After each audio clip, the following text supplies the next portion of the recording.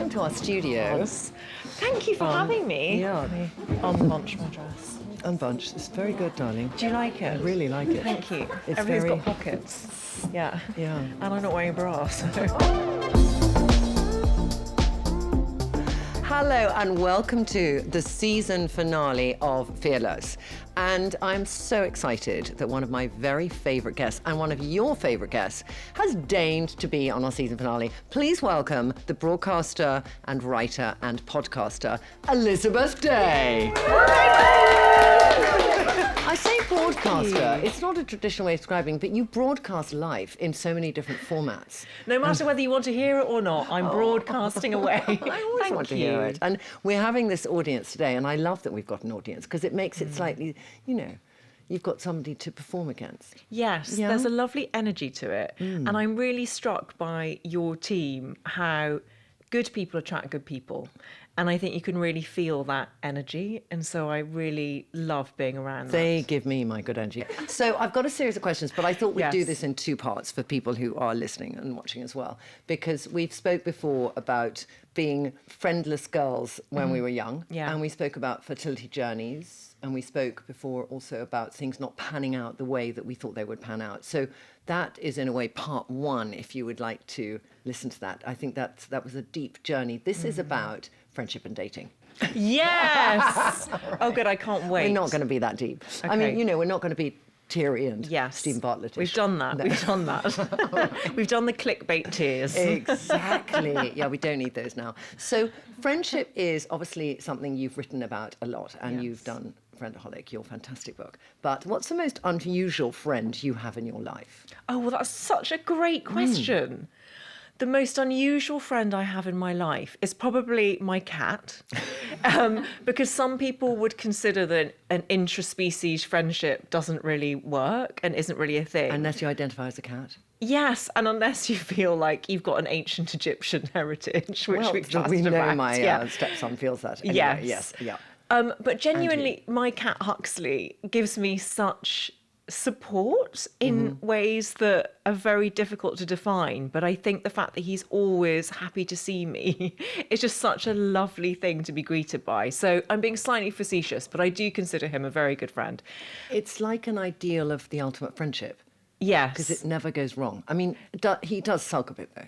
Actually, he doesn't. He doesn't. He's He's really an always- amazing cat. He doesn't Yeah. sulk when I go away. And there's a reciprocity to it. And there's never any guilt attached to it.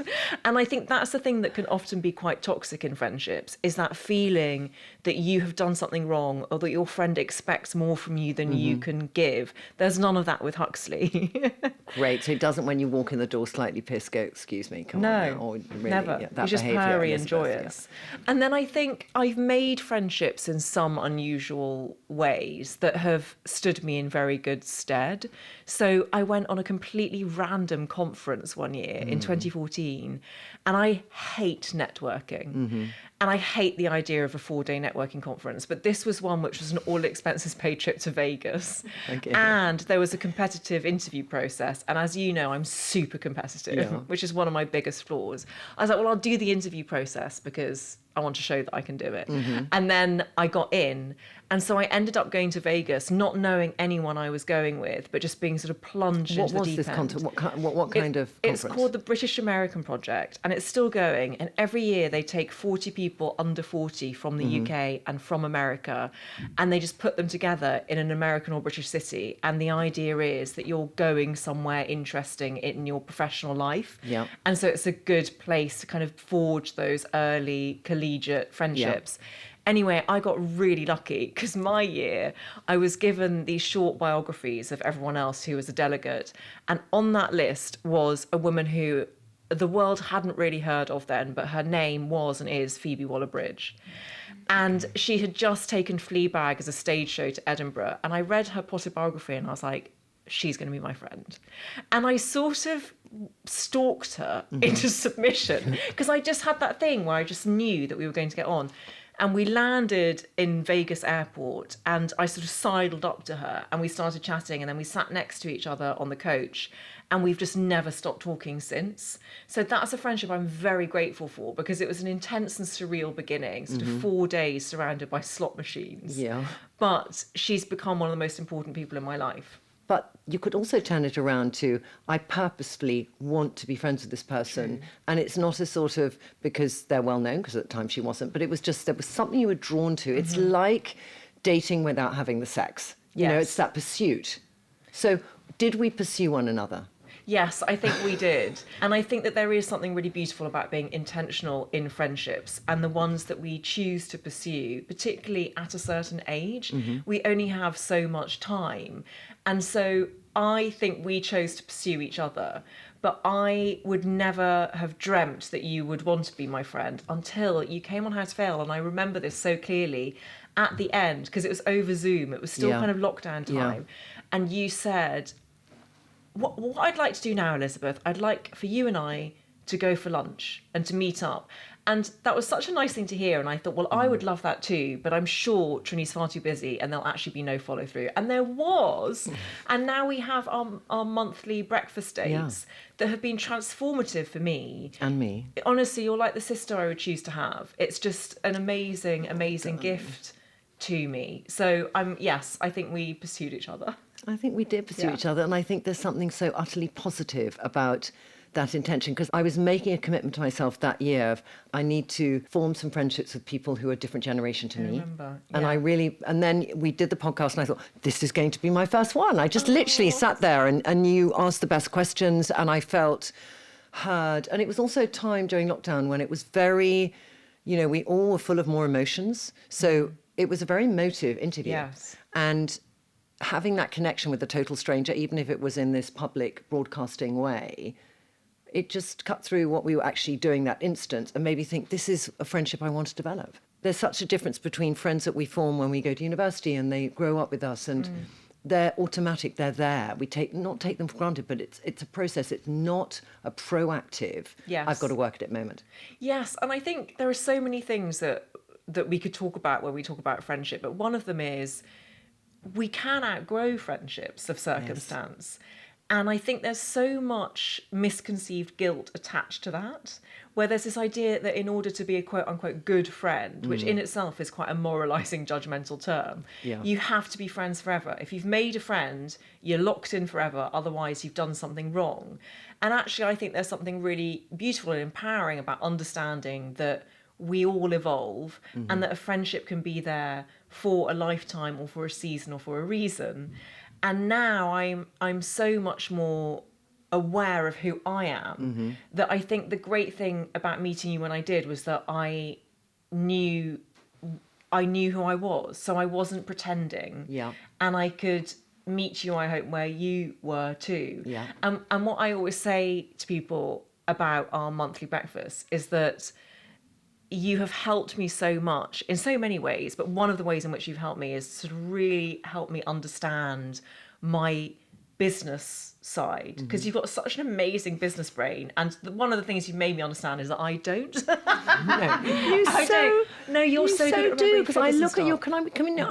I'm going to totally refute that. All right, because I remember when we first chatted, and you had one agent and you were thinking, do I get an assistant? You know, that time of how many years ago that was, 2.5 years ago, maybe? Is it that much? I think it was about 3 years ago. Right. But you were an established writer and you were thinking, shall I move over to fame? You know, there was this changes you were making in your life. And here you are today and your podcast is done by Sony and you have a big production company behind you and you do sellout events and you do tours of Australia and you just went to New York and you had a billboard on Times Square. I mean, that's a bit of progression, isn't it? It is. Yeah. And I honestly, but thank you for saying that and for being such an integral part of it. I know that you will say that you weren't, but you have been. And, you know, when I was on tour in Australia, I got a FaceTime from Trinny and I was like, it must be really late at night for her. And she was just FaceTiming me to say, darling, this is so brilliant that you look at where you are and I just want you to take that in, and it's so great, and to have a female friend do that for you is so special. And I think what I really appreciate having seen in you is your vulnerability. I think that there's something so gorgeous about those glimpses that you have trusted me with. Yeah. And one of our first breakfast dates, Lila turned up, and to see you as a mother and the amazing mother you are, it's just been a real privilege. Okay. Oh, I love you. Can we move on now quickly? Let's move on to dating. Yes. Because she set me up with somebody, and my God, did they become a stalker. They're probably listening. This is the thing about Trinny, is that you are not forget a triple threat. You're like an infinite threat. You're just a there's just so much that you have to offer someone that obviously anyone Justin and I introduce you to is going to fall in love with you, and that's the difficulty. Is because. Okay, let me just go on the dating questions, because there are very good questions put by the team. So I'm just going to look at these questions. Yes. All right. Oh, I love this question. Okay. If your dating life had a theme song, what would it be?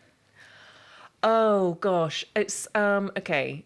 What would it be? The obvious one is "I Will Survive," Gloria Gaynor. I know, but I know. I'm not going to let you get away with that. I'm going to think of a better one. I Love to Hate You, Erasure. First of all, that's a banger. Can you just? Yes. Can you just? I'll tell you. Can you sing it? I love to hate you. I love to hate you. I love to hate you. Anyone getting that yet? Are we getting that yet? No. The reason we I can be choose honest that, and candid. I have no fucking clue what it is. Does anyone know that song? It's the wrong generation. Okay, try another one. Because if Elizabeth Hurley is listening to this, she will know this. Yes. And I tell you why I chose that song, because it was Elizabeth Hurley on a boat in Egypt that you invited me to, who reminded me how absolutely brilliant Erasure are, because they were on her playlist for New Year's Eve. That's right, they were. And she had a very good playlist New Year's Eve. Unbelievable Rasputin playlist. being very good with Damien. Yes, which she said. You and Rasputin, Damiening. I mean, the other way around, yes. Anyway, Erasure are really great, and I've been listening to them ever since. And the reason I picked that particular track is because I think there's a lot of energy that can come from anger that is positive. Oh, explain that in more detail. That's interesting. I mean, you have to be careful not to let anger make you bitter. But I think that women in particular, and marginalised people generally, have been sold this myth that anger is somehow shameful. Mm-hmm. And actually, a lot of the time, we need to lean into our anger because it's pointing out an injustice that we want to fight against and change. Yeah. And I think that I've had a lot of anger in the past about relationships that haven't worked out and people that have turned out to be disappointing, who have acted in ways that don't align with my values. System, yeah. And I think that anger has been necessary to help me evolve and to help me understand who I am and what I do want. And that led me to Justin. So I think I would choose that song, even though no one knows it. Or House of Pain, Jump Around, because you have to go through some pain. Okay, can we do that one now? That's like a rap song. Jump around. Yeah. That Coming to get spitting out lyrics, hold me, I'll wet you, like that one. Okay. You know that one, don't you? Do we know that one? Yeah. Okay, God, they goodness. said yes. I mean, imagine if they'd gone, looked. What would your dating theme tune be? Yeah. Hot to Trot, Chapel Roan. What's hot to go? Hot to trot? Sorry. Would you really? How long have you known me? Hot to go. Trot. Hot to go. Hot to go. Yeah. I have no idea the answer. Okay. The most outrageous opening line somebody has ever used on you. Did it hurt when you fell from heaven? Like in a bar in Wimbledon. No. Yeah. I've had a terrible closing line, but it was one of those ones that made me realise beyond doubt that this man was just covered in red flags. Yes. He was wearing red flags like a scarf, like a decorative scarf. Yeah. When I was in my single days, in my late 30s, having gone through a difficult divorce, I mean, what divorce isn't difficult? But I was sort of really, really wanting to be in a relationship. And so I just threw a lot of jelly at a lot of walls to see what stuck. Yeah. So I basically saw a lot of people, is what I'm saying. And one of them was this guy who I sort of just turned a blind eye to a lot of pink flags to begin with. Like the fact that he would call me up when I was at dinner with a friend. He'd be like, I want to see you now. Leave. You need to leave now. And I'd be like, just having dinner. It's all a bit possessive and weird. And we'd only been dating for sort of 3 weeks. Anyway, one night he buzzes on my buzzer downstairs in my flat in Kentish Town and asks me to come downstairs. And I go downstairs and he's driven his parents' car pink flag. And he's like, oh, I just need to get something out of the passenger side. Help me with it. And he gets out this sort of rolled up package. It's big and bulky. I was like, what's that? Suddenly thinking, is this an axe murderer? Yeah. And he said, oh, it's a camp bed. I was like, oh, okay. Didn't think to question it. Helped him with it upstairs. And I had a perfectly serviceable double bed in that flat. Yeah. And we had sex. And then he like unrolled the camp bed on the floor next to the double bed and just rolled off me onto the camp bed. I was like, what's she doing? He said, oh, I find your mattress very uncomfortable and it gives me lower back pain. And that's how I bought my own camp bed. And I, again, didn't think to question it until the middle of the night, my subconscious kicked in. And I remember waking up, sitting bolt upright, thinking, this man cannot be my boyfriend. I need to break it off. And the next day I broke it off and he said to me, and this is the terrible closing line, he said to me, well, as long as you don't change your mind in 6 months, because by then your ovaries would have dried up and I won't be interested. I was like, oh, my thank you, subconscious, for protecting me. I know. Yeah. Anyway, I've got lots of mileage out of the camp bed man, so I'm actually really grateful for that experience. Yeah, because now. I mean, you must have entertained so many audiences with that one, and he can just, camp bed man. Do you think he'd ever hear it? He actually, I wrote about him in my book, How to Fail, but I anonymised it all. How many people bring a camp bed to the Oh, bed well, and exactly. just Apart bed from the them all camp over, you know? Yeah. But he wrote me a disgruntled email. Oh, did he? Yeah, I ignored it. I kind of love that. Yeah. I think, yeah. I had one where we came to the end and I had written something to them and they, just emailed back, good luck. Oh. Yeah. Wow. Like I was like, oh, it's, there's, thank you for, and they were like, good luck. Oh my gosh, savage. Narcissist. Yes, and also not someone in touch with their own emotions. Yeah. Okay. Your worst date ever. I want the setting, I want the crime, and how fast you made your exit. I didn't speak to them. The entire date? No, I'd been set up by somebody. Yeah. And I saw them at the bar waiting for me, and I called to make sure it was them, and they answered, and I just left. I didn't even say hello. That's amazing. Yeah. I just thought, no. Was this recently? I'm not going to say when it was. Yeah. Oh my god. I just because the thing is, I read. No panic at all. No panic. I read people. Yes. And I read a bad energy. Wow. And I thought, no way. Yeah. Oh, that was an amazing. Okay. I did observe them for about 2 minutes first. Yeah. If I could set up a dating profile for you in the next 24 hours, which I'm gagging to do. Yeah. What are the 3 bits of information you think I'd include about you? Tall, Yes. because we can't have difference in height. I'm I afraid. vertically challenge doesn't tried work that. for me when we're this Yeah. height. It's challenging for me. I've done that, been there, and it. Ditto. It's difficult to kiss when you're standing. Like I Yeah. rested my hands on his shoulders. That's like really. It's like your dog that jumps up. Exactly. A Great Dane jumping up on a small child. And then he was the one who broke it off, saying there was no chemistry. I was like, I beg your pardon. Oh. It depends how you carry yourself. We love a short king who carries himself with confidence. But Yes, it does depend entirely. Because look at Napoleon.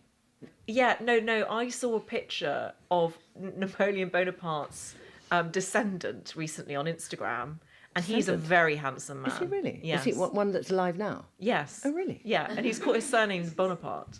We would say that you were tall. Yes. Yeah, I would allude to your business success. Okay. Yeah. Not too much because I think it puts people off sometimes. Yeah. But we need someone who can hold their own. Yes, so I we think do. I would say that. And then I'd say you were very kind. Okay. Look at that face! The idea of writing a profile is a challenge because I've never internet dated. Yeah, it's difficult for someone with your I profile. look at other people who have met internet dating like me. with phenomenal partners, and I think, okay, but how do I go about it? Well, excellent. Okay, shall we Once write you're it? back from Abu Dhabi. Yeah. Okay. Shall we write it together? Yes. Okay. Our Let's next do breakfast. it. Yeah. What's the most bizarre or unexpected place you've been on a date? Anywhere? The problem with me is that I was in a series of monogamous long-term relationships from the age of 19 to 36. Really? I had not slept with enough people when I got divorced, and so I went about and rectified that. And You I'm did? really thrilled that I did. And Okay. Justin did the same, who's now my husband, and we both are really glad that we had that period of sort of sowing our wild oats. Anyway, yes. We attach so much to it, and it's Yeah. this sort of, it can be the most romantic thing ever, but we can sometimes be very judgy on it. Have you seen Baby Girl? I want to see it. That's cougaring. Yes, That's it cougering, is. yes. Yes. Oh, But it's you know also- what? Oh my God, I can't tell you who it's with, but it's very. I've got a very funny WhatsApp group which is called TILF. Something I'd like to fuck. Trinny, I'd like to fuck. No, it's no. I can't forget what it stood for. Shit, but it's that myself and 2 other women who are similar in Yes. all many ways, of which Yeah. I'm not going to say who they are, but maybe. Okay. And so we just set up this thing because we're going to do a singles dinner. Oh, I love that. All right, and so everyone's got to bring somebody who's a friend. This is something I've tried to do with Trinny London team endlessly. What if we did at Pizza Express? Everyone brings a friend. Why does it have to be Pizza Express? Just because it's round the corner. I'm sorry, depressing. but just somewhere, and everybody Okay. brings a friend who they Yes. don't fancy, but they I know but it's somebody so else could fancy. It's so difficult finding single straight men, in my experience. Well, I you've bet got to it's get a on great this premise. WhatsApp channel because there seem to be quite a few there. Oh, really? Yes, on Okay. this T that I can't remember what it stands for. ILF, which is like the MILF, but not quite the same. Most unexpected date. Yeah. It's actually not that unexpected, but it was an unexpected person. So I was living in LA for 3 months post-divorce, and my dear friend Joan set me up with her boss at the time. So he ran a TV company, and I don't think he was my normal type. We just got on incredibly well, and he was very funny, which Yeah. I enjoyed. And he was like a billionaire, which was really fun to date someone like that. Yeah. And he knew all the best spots in LA, and he took me to this kind of speakeasy sushi joint where you had to knock on a secret door and then you were allowed in, and it was the best sushi I've ever tasted. And then he like drove me back to his mansion in his incredibly fancy car, and we were just like laughing all the time. And that was really, really fun. And then I spent Yeah. the night, and then the next morning, because I was a freelance journalist at the time, and I had to get up and go and interview Amy Poehler. So I went straight from his house to go and interview Amy Poehler at a junket. And actually, we're still in touch, and I kind of have a lot to be grateful to him for, because he was just really kind and nice and fun. I had one where it was not a date, but it was sort of just an encounter with Keanu Reeves. And so Sorry, what? I I recently going, met his girlfriend, who's amazing. she's fantastic. And also Yeah. tall. Yeah, also tall. So I'm in London with this friend of mine who's got a film premiere, and Yeah. they're good mates. So afterwards we go for dinner, and we all walk for dinner.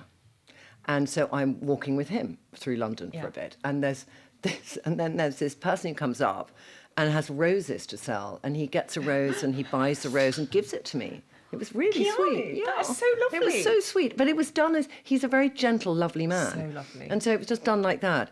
But a paparazzi had followed us. Oh my God. So you kind of look up, and there are things on the internet. Did Trinny date Keanu Reeves? Which was literally a sort of 3-hour encounter. I did have an A-lister who I interviewed then form a sort of quite intense email relationship with Oh, me really? for- Okay. that lasted Yes. a few months. Yes, and when you say intimate email relationship, how far does that go? Are you having sex in words? Not at all. It was more like intellectual essays, quoting T.S. Eliot and stuff like that. Okay. But it was very much, and then occasionally I'd be like, I'd receive an email saying, I'm thinking of you. And then I got an email on Christmas Eve from him. All of this sort of stuff. Anyway, the emails stopped noticeably, and then 2 weeks later, he was dating an incredibly famous person, and it was splashed across the front pages. And I was like, I think you're one of those people who keeps many irons in many fires Yeah. just to see which one takes. Yeah. I'll tell you who it is afterwards. Yes, I can't wait. But can I just ask you something about this whole thing of when you're trying to be clever in text, how challenging it could be? Like know, they I send love back that bit. something quite good, and I then, love that bit. I know, but you're a writer, so it's really Yeah, easy for you. I know. You're a writer, not like I'm a writer. I've got a funny story about your texting. Oh, okay. Oh, Yeah. okay, shall I tell you the funny? So Carla Rockmore finds out I'm single when I'm in New York. You know, she said to me, "I've got this amazing man for you." Then was on the phone to our mutual Elizabeth. Hurley. And she said, "What does No, he I look can say like?" that. So I got a picture off the internet and I sent it to her. And she goes, "I haven't got it." You sent And it to I'd him. sent it to him. So I know, you literally was like, gasp. And amazing. it's like, what the fuck? How do I get out of this one, all right? So I knew he'd looked at my Instagram. So I then thought, what do I do? So I texted back and I said, "I'm just checking the right man is stalking me." Well done, well done. Very It classy. was a pickup. It Yeah. was a pick, yeah? Okay. Did you ever go on a date with him? No, because he lives in Los Angeles. Okay. Okay, give me a concluding piece of dating advice. Give me some dating advice. This is a Okay. perfect opportunity, actually. I need Yes. dating advice from you. Because you have How to Date, the podcast. Yes. Have you listened to it, any of you? Yes, It's really very great. sweetly. Thank you for Yeah. listening. And it's a passion project of mine because I basically want to put out into the world work that would have helped me when I was going through any specific time in my life. Yeah. So How to Fail is born out of my own experiences of failure. And then I did a podcast. I actually call them pod classes because they're podcast masterclasses called How to Write a Book. So it's sort of free tuition for anyone who wants to get a book out there. And now How to Date is the thing that I wish I'd had in my late 30s when I was entering the dating market for kind of the first time. And it's been an amazing process because I have learnt so much from my co-host Mel Schilling, who many of you will know, who's the expert on Married at First Sight. She's a relationship coach and she's fantastic. And one of the things that she says is that you absolutely must date yourself first. And what she means by that is that you have to understand who you are, what your values are, what is a non-negotiable for you, what is a nice optional extra, and what you can throw out from your checklist. And the only way that you can do that is to understand who you are. And that's really about spending time on your own, doing things that you enjoy. And I think that's where I went slightly wrong because I went straight into dating and I had no clue who I was. And so it means that you take rejection so much more personally because you're still in that sort of self-discovery phase. Whereas if you know yourself and you have a great kind of group of friends who are sort of helping you through it, at least you always have that to go back to. So that's my number one piece of advice, along with listening to How to Date, obviously, because we take you through the whole journey from getting date ready, how to prepare for the first date, red and green flags, how to do communication. And then I think the other thing is that rejection is redirection. And that's something that I just practice in my day-to-day life as well. But it's very difficult when you're putting yourself out there because the whole art of dating is the art of vulnerability because someone has to be able to get to know the real you. And when you're vulnerable, you do open yourself up to rejection. And that's really hard. But you have to accept it as part of the game. It is part and parcel of dating. And if it's important to you to find a relationship, as it was to me, you simply have to accept that it's part of it. But any time I was rejected, yes, it hurt and yes, it stung. But gradually I came to realize that everyone brings their own emotional baggage to a date. And it's generally a reflection of that person's emotional journey rather than who you are. Yeah. And ultimately, you need to find someone whose emotional journey dovetails and complements yours rather than feels eclipsed or challenged by it. And I now look back, and it was a thing that really annoyed me when I was going through heartbreak, when people used to say to me, you'll look back one day and you'll be grateful for this. And genuinely, I am. I'm so grateful for every single one of those rejections, every single one of those relationship breakups. Thank goodness, because they weren't my person. Yeah. And so actually, each rejection was a protection too. That's the other thing that I'd say, that each rejection is a kind of data acquisition as well about what you want to do differently next time or what you're looking for differently next time and what you don't want. Yeah. But I like that rejection is redirection. I think that's great. I'm going to repeat that again in an Oprah way. She says it 3 times whenever you say something to her, and then you hear it. Rejection is redirection. But it's good. It is good. Yeah, because it's just a learning curve. Yes. Yeah. Exactly that. Alice asks, I'm turning 30 next week. What advice would you give to your 30-year-old self now? Who's Alice? Hi, Alice. Happy birthday. The advice I would give to my 30-year-old self is I thought when I turned that age, that would be the end of my youth. As in, no one would ever say to me again, gosh, you're very young to be doing what you're doing. And it really bothered me. It was this sort of blot on my psychological horizon. And then I turned 30 and I realised that was all nonsense. And that actually, the older I've got, the more myself I felt and the more empowered I felt with each passing year. So I think I would give myself that advice, that we have been sold a myth that age diminishes us. And that has been the polar opposite of my experience. I feel stronger and better now at 46. And the other thing that I would say is that some stuff's going to happen in your 30s. And it's going to take you where you need to be. And don't panic if life doesn't go according to plan, because when life doesn't go according to plan, it turns out to be so much more exciting than you could ever have imagined. And that was certainly my experience in my 30s. Such a great answer. Yeah. Alana. Oh, there you are, darling. Women supporting women is so important. Have you ever had a mentor, and what did you learn from them? I came of age in the 90s, and I look at my teenage stepdaughter now and she wears lots of 90s style clothes, and I'm like, that's cultural appropriation, because you did not have to live through the hard graft of the 90s where women were constantly pitted against each other, and a lot of the media narrative was women hating on other women. And so there's probably part of all of our psychology that is socially conditioned to believe that other women are a threat. And that could not be further from the truth. That actually a rising tide raises all boats. I get so much strength and power from female solidarity. And if I had to choose a mentor, I would choose one, which I'll come to. But I actually think my most important mentors have been my friends, my friendship group, and that generosity of spirit with which we greet each other and celebrate each other's successes, and we're there for when things are tough. But genuinely, I think Trinny is kind of my mentor now. And I'm so glad that I've met you, because not only are you a dear friend, but I really sort of so respect and admire you. And I do feel that you're the mentor that I've always wanted. So thank you. No, it's true. It's so true. I like what you say about friendships, though, because I think they are our biggest mentors, because we're our most candid with them. Yes. And we are most vulnerable with them. And as a result, we can listen to their feedback. Exactly that. Zainab, how do you position failure as something not to be fearful in your career? Oh, yeah. Zainab. Hi, Zainab. Oh, my gosh, it's so tough. I think so many people understandably live with a fear of failure. But whenever you're confronted by that kind of fear, I think it's really important to drill down into what the worst could be. Like, what is the worst that could happen if you failed at something? So taking a job situation, say you apply for a promotion and you are fearful of it because you're fearful of not getting it. The worst that could happen is that you don't get the job. And then that might spiral, and then you might end up sort of out on the streets and all that sort of stuff. Could you cope with it?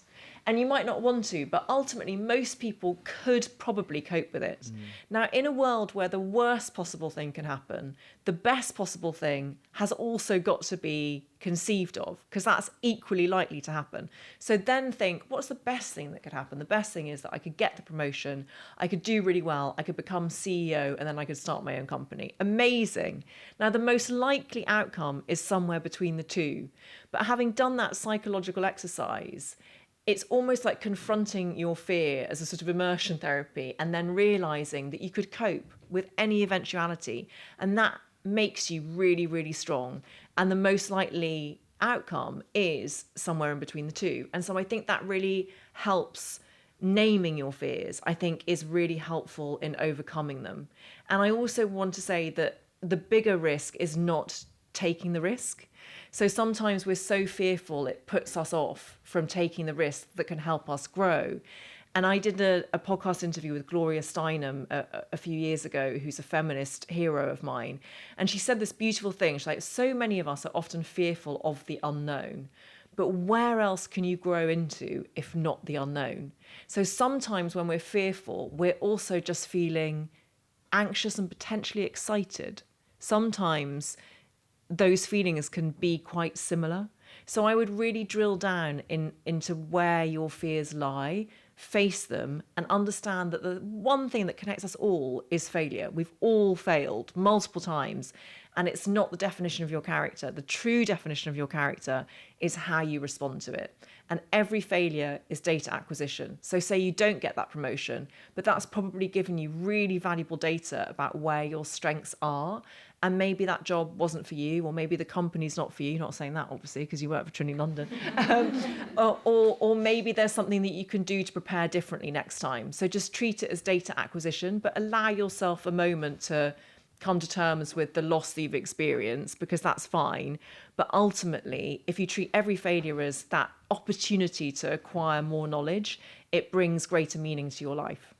Louisa, who would be your dream dinner party guests? Well, obviously I've had Trinny for dinner, and she's a dreamboat for dinner. My dream dinner party guests I would have Richard III. You didn't say if they had to be dead or... No, we can have them any decomposition. Okay, fine. It's niche.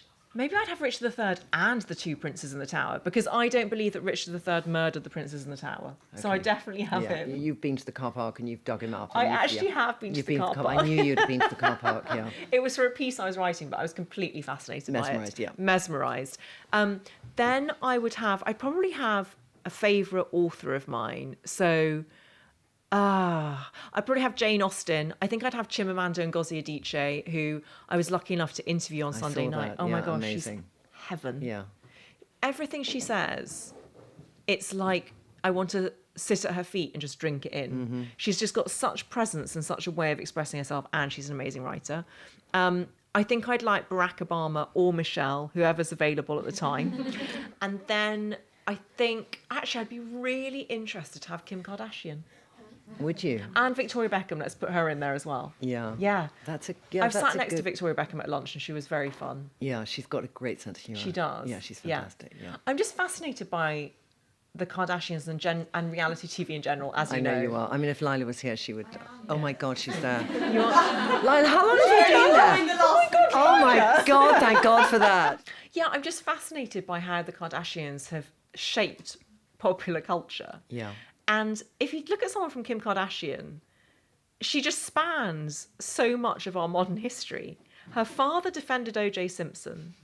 She is of Armenian heritage, so we get into a lot of sort of complex history there. Then her sex tape was leaked, and that generated this reality TV career. She has launched sort of billion-dollar businesses off the back of it and made her whole family's financial security. And now she has passed the baby bar. She's like training to be a lawyer, and she is releasing prisoners, wrongfully convicted prisoners from death row. Like, we live in a culture where a former reality star is now president of the United States. It just goes to show how reality TV actually is an incredibly potent force in making us familiar with people and concepts and things. Mm-hmm. And so I'd really like to ask her all about that. Yeah, I would say that it is a central point of our culture today. Yes. Yeah. Thank you. Whereas the cartoons of the 1750s would have been a central point of culture, and Jane Austen would have been in 18-something. Exactly. And maybe Charles Dickens was just like a sort of weekly reality show, because it used to come in installments. For that time, the Victorian era, it was the same. Yes, it was episodic. Exactly. Yeah, episodic. Yeah. And you're very good friends with Dorinda Medley, formerly of the Real Housewives of New York. Yeah. And that's how I met her, and I'm so grateful. I know, now you're like best friends, BF with Andy Cohen on that show. Gosh. I mean, you're going to be like a regular on that show. I really... When are you moving to America? It was so fun. When are you moving to America? Do you think... I know. Can we flat share? Yes! That's such a good idea! Oh my God, yes. Let's do a timeshare in New York. Yeah, I can see you're going to be going there more. Okay, I think that is all we've got time for. And I just want to, first of all, say thank you so much for coming to our Trinny London studios. And thank you for the audience for being here too. And let's give a real round of applause to Elizabeth Day!